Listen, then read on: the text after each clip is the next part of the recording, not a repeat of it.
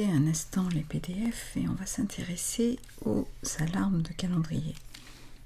Les alarmes de calendrier sont des processus qui vont avoir pour déclencheur un événement dans le calendrier. Ils sont donc autonomes et vont se déclencher à la date fixée. En l'occurrence ici, on va l'utiliser pour créer un message mail lorsque c'est l'anniversaire d'un de vos contacts. Il n'y a donc aucune entrée puisque c'est un processus automatique déterminé par un intervalle de temps. Je vais avoir besoin d'aller dans Contact et l'idée est d'essayer de filtrer les éléments pour trouver ceux qui ont un anniversaire. Et vous voyez qu'ici on peut déterminer un intervalle, par exemple cette semaine, ce mois-ci, la semaine prochaine, le mois prochain. Alors, on va mettre par exemple cette semaine. Il faut donc les rechercher et l'idée est ensuite de créer un mail. Et de créer un mail de vœux d'anniversaire. Donc à partir de là, je vais par exemple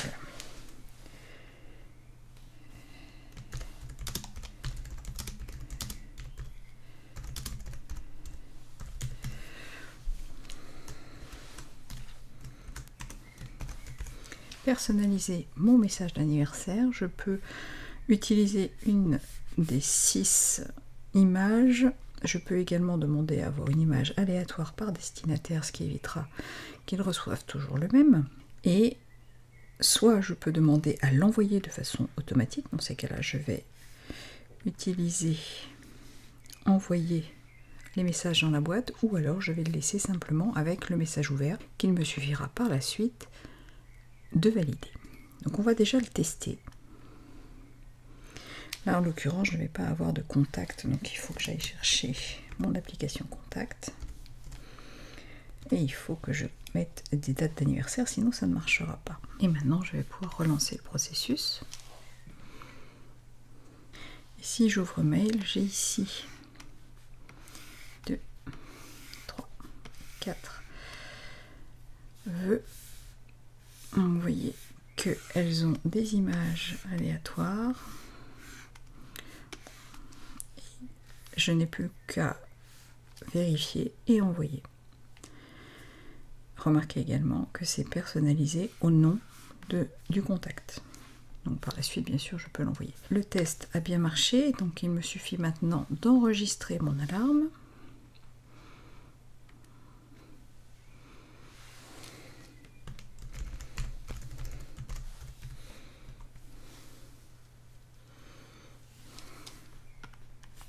Nous sommes aujourd'hui jeudi 5, mon processus a été créé ici. Si je l'ouvre, je vais pouvoir le modifier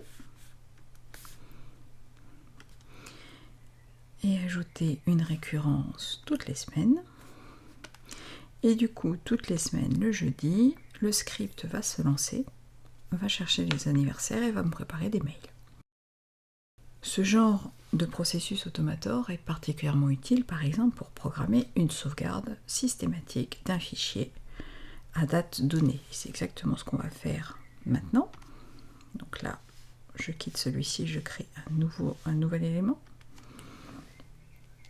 Et je veux encore une fois une alarme de calendrier. Et on va dire que je souhaite sauvegarder un dossier, un ou deux dossiers sur mon Mac. Donc il me faut déjà obtenir les éléments indiqués, puisqu'ils seront fixes. Je vais cliquer sur Ajouter. Imaginons que je souhaite sauvegarder le contenu de mon bureau et également le contenu de mon dossier document. Alors je vais me mettre plutôt comme ça pour sélectionner la totalité du dossier document. L'idée ensuite est de créer une archive. Je peux faire soit un zip, soit une image disque. En l'occurrence, je vais faire plutôt un zip. et je vais choisir de l'enregistrer par exemple dans mon disque dur externe. Par sécurité, je vais demander à le renommer et je vais lui indiquer la date du jour. Donc mon archive ici, je vais demander à ne pas modifier, ne pas créer de duplicatage. Je veux renommer le fichier archive avec la date et à l'heure de création et on va la mettre avant le nom. Je vais l'exécuter pour la tester. Vous voyez le cycle ici qui indique qu'il est en train de créer l'archive. Si je vais sur mon disque dur externe, j'ai ma sauvegarde ici qui s'appelle 6 juin 2014. Si je double-clique et que je l'extrais, j'ai bien le contenu de mon fichier bureau, le contenu de mon fichier document. Donc bien sûr, ça je peux choisir. Ça peut être un moyen comme un autre d'archiver et de garder une copie des éléments les plus importants. Donc là, mon action est prête, je vais l'enregistrer et je vais déterminer, donc sauvegarde. Il s'affiche ici, vous voyez qu'il s'est lancé automatiquement. Oups, il a disparu. Mon élément sauvegarde, je peux double-cliquer et je vais par exemple lui donner une récurrence, soit tous les jours, soit même, je vais lui donner une récurrence une fois par semaine, etc. En sachant qu'au niveau de la récurrence, tout ce que je vais pouvoir faire, c'est une fois par jour. Je ne peux pas faire par exemple 2 fois par jour, ça, il n'y a pas le choix. Donc ce qui fait que demain, à la même heure, mon automator va se lancer et va sauvegarder de la même façon mon fichier. Pour corriger mon script, si je souhaite par exemple ajouter un nouveau dossier en sauvegarde automatique, je dois repasser par Automator et ouvrir le processus et ensuite modifier. Donc par exemple, là je vais ajouter un document. Je vais ajouter ceci. Et de nouveau l'enregistrer pour qu'il prenne en compte et toutes les occurrences ultérieures prendront en compte la modification. Quand on a plusieurs fichiers, comme par exemple dans le Finder là, et que l'on souhaite les imprimer rapidement, il existe deux techniques différentes. La première est de tous les ouvrir et ensuite d'utiliser la commande imprimer. La deuxième revient à créer un processus d'impression. Il suffit d'ouvrir la boîte de contrôle et de l'enregistrer dans le doc. Dans ces cas-là, si je glisse un élément dessus, ça va lancer directement l'impression. Donc là, en l'occurrence, je vais l'arrêter. Maintenant, ça vous fait une icône dans le doc et vous pouvez éventuellement ne pas avoir envie de ceci. Alors, il faut utiliser Automator, encore une fois. On va dire qu'il s'agira d'un service. Ce service recevra des fichiers de n'importe quelle application et on va utiliser la commande impression. On sélectionne l'imprimante, donc là en l'occurrence je n'en ai qu'une, et on va l'enregistrer comme un service, donc impression.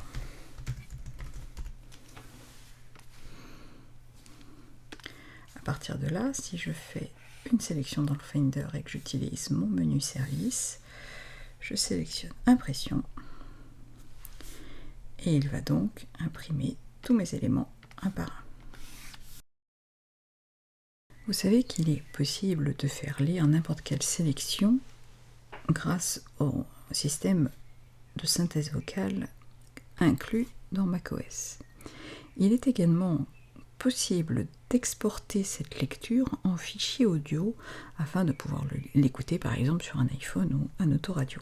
Si l'on donne un PDF contenant plusieurs colonnes et que l'on essaye de le transformer en fichier audio, les colonnes ne vont pas être jouées correctement et donc le fichier résultant sera complètement en vrac.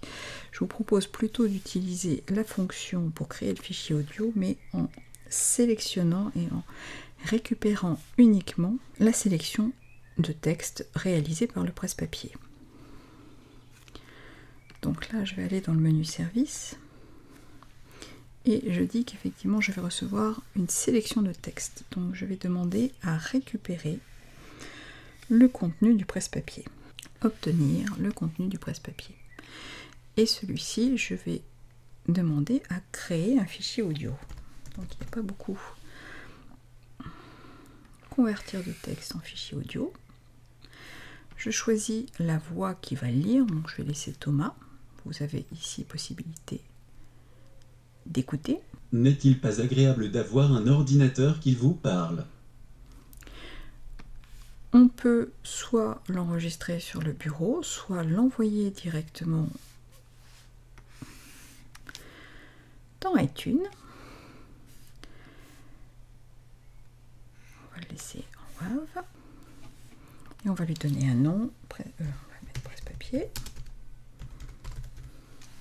Et je l'enregistre comme un service. Donc, texte vers audio. J'enregistre. Si maintenant je vais par exemple sur une page de Safari, voilà, je sélectionne, c'est une image, je sélectionne le texte que je souhaite faire lire. Je fais commande copier. Et maintenant, si je vais dans Safari Service, j'ai texte vers audio. Mon fichier est ici. iTunes s'ouvre. Et si je vais dans musique, j'ai mon presse-papier qui est là, que je peux lire. Nous avons toujours pensé que les utilisateurs de Mac devaient tous avoir accès aux dernières fonctionnalités, aux technologies les plus avancées, à la sécurité la plus renforcée. C'est maintenant chose faite. La toute dernière version d'OS X est gratuite. Un simple téléchargement depuis le Mac App Store, et elle est à vous. Avec OS X Maverick, le Mac fait un nouveau pas de géant. Et vous aussi. Voilà comment transformer une simple sélection de texte en fichier audio, lu synthétiquement par l'ordinateur. Alors bien sûr, ce fichier audio, une fois qu'il est dans iTunes, vous pouvez le synchroniser et vous pouvez y accéder de n'importe où. Là, je vous ai montré comment le reproduire, mais si vous avez bien regardé, quand on était dans Safari, cette fonction est déjà créée. Il y a déjà un service Automator. Donc une fois que j'avais ma sélection et que j'ai appelé le menu service, j'ai ici ajouté à iTunes comme piste de texte. On a ici l'option ouvrir au décours qui va s'ouvrir et qui permettra de changer la voix à la volée. Et si je continue, il va ouvrir iTunes. Et j'ai donc text to speech qui est en bas. Le problème, c'est que c'est une voix anglaise qui est sélectionnée et que du coup, c'est pas très pratique. Alors, pour faire apparaître le module, il suffit de cocher ici « Afficher cette action si le processus est exécuté ». Alors, avant de passer à des choses plus complexes, comment est-ce qu'on fait pour supprimer? Parce que là, du coup, j'ai créé beaucoup d'éléments de service et mon dossier est bien chargé. Alors, pour cela, il faut aller dans la bibliothèque. Je vais agrandir ma fenêtre. Si vous ne l'avez pas affiché, il faut aller dans le menu Aller et appuyer sur la touche Alt pour le faire apparaître. Et dans Bibliothèque, vous allez chercher le dossier Service. Et là, vous avez tous les services que vous avez ajoutés. C'est-à-dire tous ceux que nous avons créés. Et vous pouvez donc en supprimer un ou plusieurs. Si par contre vous souhaitez éditer ceux qui sont réalisés, fournis à la base, je vais à la racine de l'ordinateur, je vais dans Système, dans Bibliothèque, et ici aussi j'ai un dossier Service. Alors attention, toute modification ici sera fermée définitive. Donc, dans mon dossier Service, j'ai ici les services qui sont fournis avec macOS 10. Changer le fond d'écran, montrer une adresse en Google Maps, etc. C'est tout ce qui va s'afficher de façon systématique dans le menu service ici. Si je souhaite modifier, je vais demander à l'ouvrir. Et je vais par exemple mettre Thomas en langue par défaut. Comme il s'agit d'un fichier propriétaire, on va me proposer de le dupliquer.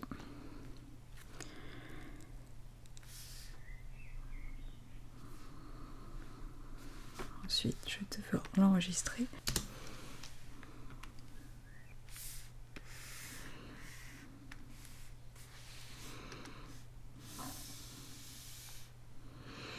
Il me propose le script, donc cette fois-ci c'est bien Thomas.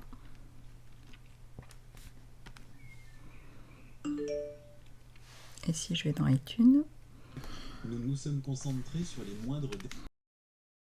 Automator ne se contente pas de savoir utiliser des éléments, il sait également par exemple quitter les applications ou lancer des documents de façon automatique au démarrage de l'ordinateur. Pour cela, on va faire un nouveau et là je vous propose de faire une application. Et cette application permettra de quitter, par exemple pour préparer, si vous avez un appel Skype, vous allez avoir besoin de certains documents, donc on va demander à ouvrir, donc obtenir les éléments indiqués. Imaginons que j'ai besoin d'ouvrir tous ces éléments. Donc obtenir puis ouvrir.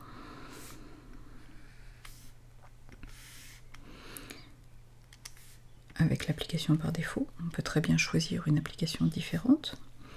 Mais parallèlement, je voudrais quitter certaines applications. Donc là, pour ça, j'ai besoin d'aller dans Utilitaire, quitter toutes les applications,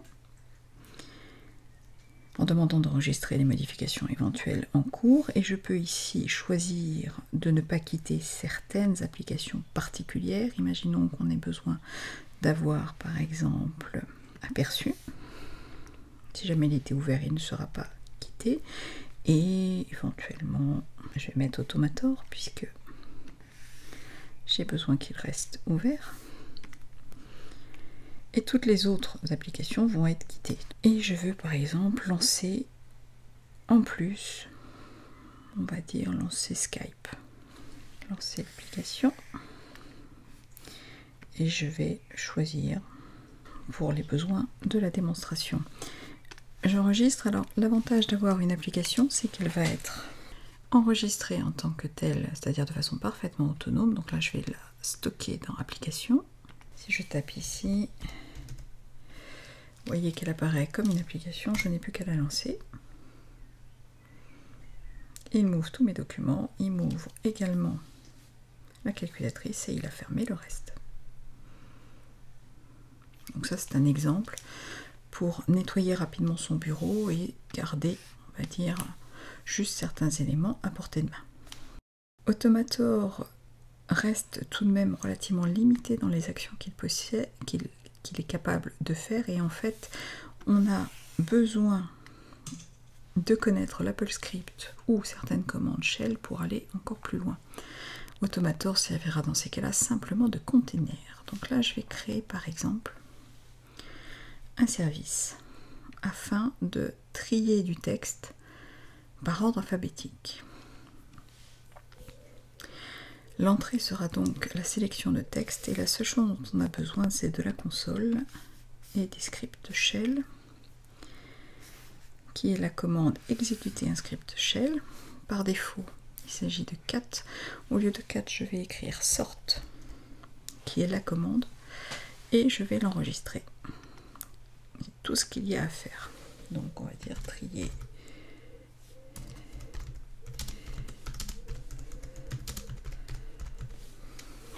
enregistrer. La subtilité ici est la sortie remplace le texte sélectionné, sinon il va juste le laisser dans le presse-papier. Donc je vais sauvegarder mon processus. Je vais aller dans mon texte edit. Là j'ai fait une liste de 4 mots.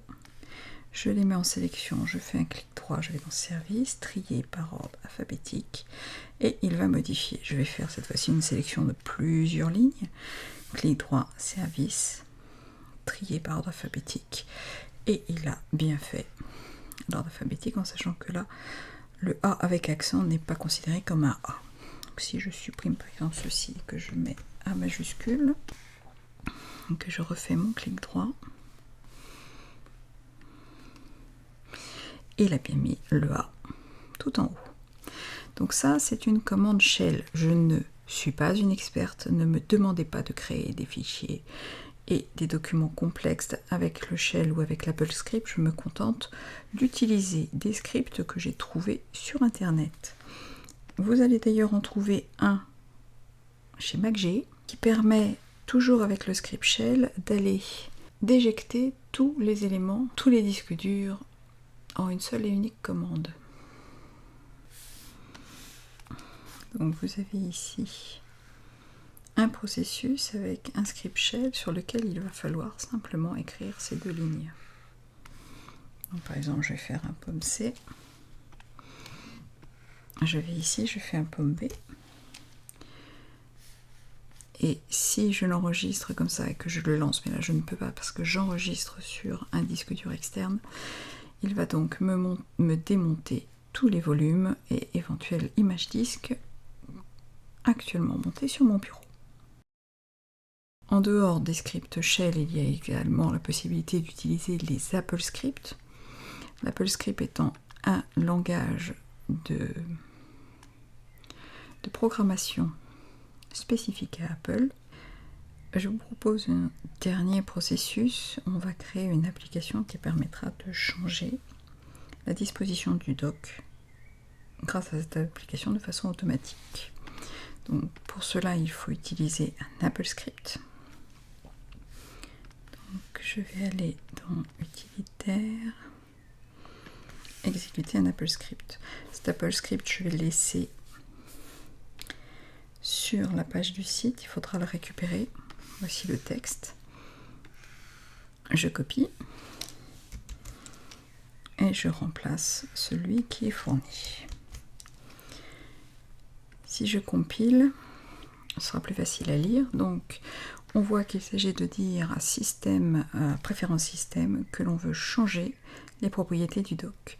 Donc, l'effet pour se minimiser, l'agrandissement du dock, sa taille, le fait qu'il soit ou non, qu'il se masque de façon automatique ou non, il faudra changer ici false et le remplacer par true. Il est animé, il n'a pas d'augmentation de magnification et il est situé en bas. C'est un script que j'ai trouvé sur internet qui n'était pas tout à fait adapté parce qu'il était pour un système antérieur. Et avant de créer cette application, je vous propose de lancer éditeur d'Apple Script. On va effacer ce que j'avais marqué et on va coller. Parce qu'il y a ici en dessous un résultat qui permettra de voir justement ce que ça donne. Donc là, je vais compiler mon texte et je vais le lancer. Et vous voyez qu'ici, comme j'ai utilisé la commande get récupérer les propriétés, je vais avoir les propriétés de mon dock actuel. Donc en fait, pour pouvoir faire des modifications, je vais faire les modifications sur mon dock. Alors par exemple là, je vais ouvrir préférence système. Je vais demander à ce qu'il se masque, qu'il ait un agrandissement moyen, que sa taille soit, on va le rendre par exemple comme ça. Je laisse effet génie, je le laisse en position basse. Ça, c'est une première chose. Donc là, en lançant mon script, je récupère ces propriétés actuelles.